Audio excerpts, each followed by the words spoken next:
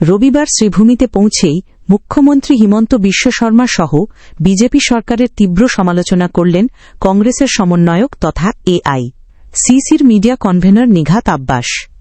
ইন্দিরা ভবনে করিমগঞ্জ কংগ্রেসের নেতাদের পাশে বসে তিনি মুখ্যমন্ত্রী হিমন্ত বিশ্ব শর্মার বিরুদ্ধে একের পর এক দুর্নীতি ও অপশাসনের অভিযোগ তোলেন। তিনি জমি কেলেঙ্কারি থেকে জুবিন গার্গ ইস্যুতে মুখ্যমন্ত্রীর ভূমিকার তীব্র সমালোচনা করেন। তিনি বলেন, জুবিনের মৃত্যুর রহস্য নিয়ে তৎপর নন অসমের মুখ্যমন্ত্রী হিমন্ত বিশ্ব শর্মা। জুবিন গার্গের মৃত্যু রহস্য উন্মোচনের জন্য সিবিআইকে দায়িত্ব দেওয়া নিয়ে বিভিন্নরা দাবি জানালেও অসম সরকার তথা মুখ্যমন্ত্রী এদিকে কর্ণপাত করছেন না। অন্যদিকে বরাক উপত্যকার বেহাল রাস্তাঘাট থেকে আরম্ভ করে অসমের বিভিন্ন সরকারি জমি বণিক গোষ্ঠীকে সমঝে দেওয়ার অভিযোগ উত্থাপিত করে তিনি বিজেপি সরকারকে দোষারোপ করেন।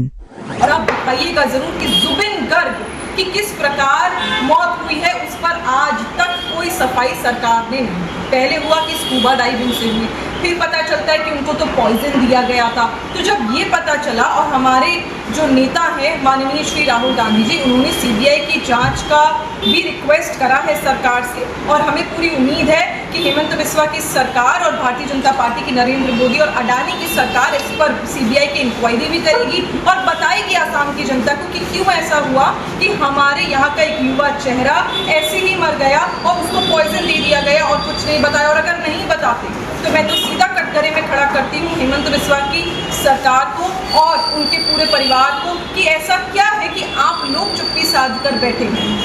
हम तो विपक्ष में हैं, आप पक्ष यानी सरकार में हैं।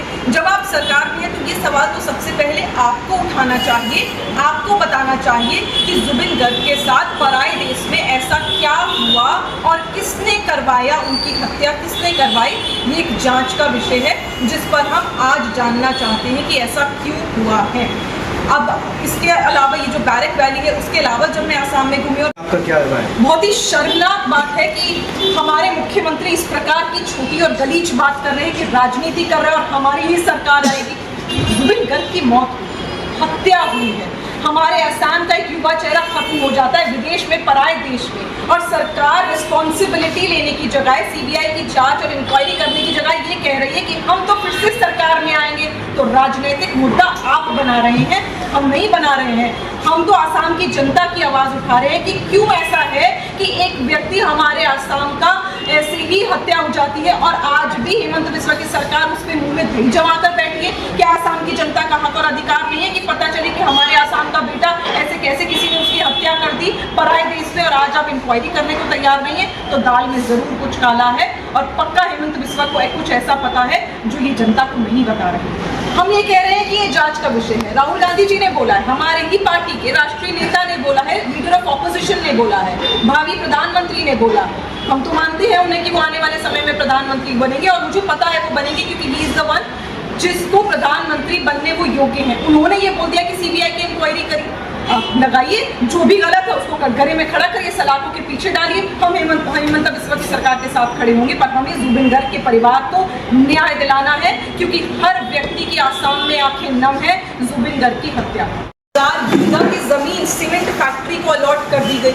मतलब खेल चल रहा है, मजाक चल रहा है। जो चीज है ही नहीं लीगल वो ये काम कर रहे हैं कि 3000 बीघा माने पूरा बैरक वैली जितना बड़ा है उतना बड़ा जगह सीमेंट फैक्ट्री को दे दी। तो इस तरह के घोटाले ये अडानी, अंबानी, मोदी और हेमंत बिस्वा की सरकार सांठगांठ करके कर रही है, और अब तो साथ में इलेक्शन कमीशन भी जुड़ गया है।